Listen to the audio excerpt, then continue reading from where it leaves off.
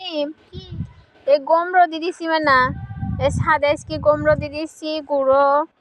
তারপরে এ হচ্ছে চিড়ে এখানে তুমি বসে থাকবা বুঝছা তাকাও এখানে তুমি বসে থাকবা না তো বলে কবুতর এসে সব খেয়ে নেবে মনে থাকবে এসো এখানে এসো আসো এই মাঝখানে বসবা দেখি এখন ঠান্ডার সময় এই মাঝখানে বসা তাহলে এই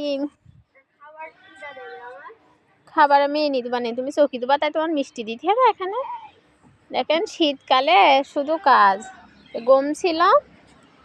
এই গম ওটার মতন হয়েছে আর শেষও হয়ে গেছে আর 20 কেজি মতন গম ছিল তা রোদে দিয়েছি এগুলো ভানায় নিয়ে আসবে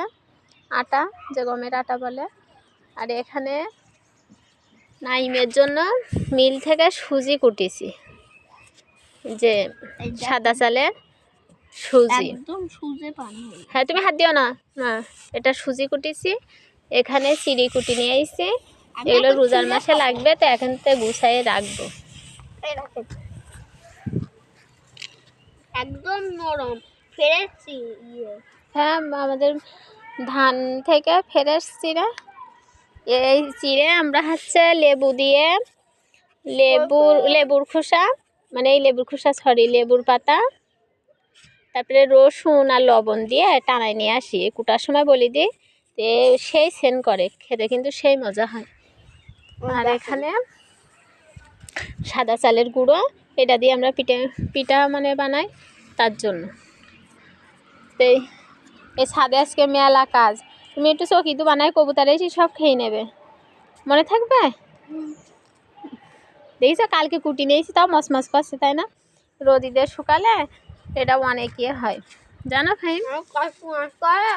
হ্যাঁ রোদিতে শুকাইবা রেখে দেবো তাহলে এটা একটু নষ্ট হবে না আর দেখিস বাজারে চিড়ে কিরাম হয় চ্যাপটা মতন পানসা হ্যাঁ নরম একদম শব্দ হবে আর না গালের মধ্যে ইয়ে পড়ে কথা বলছে কথা বোঝা যাচ্ছে তা আজকে ভিডিওটি এখানে শেষ সবাই ভালো থাকবেন আল্লাহ হাফেজ আল্লাহ হাফেজ দিয়ে দাও আল্লাহ হাফেজ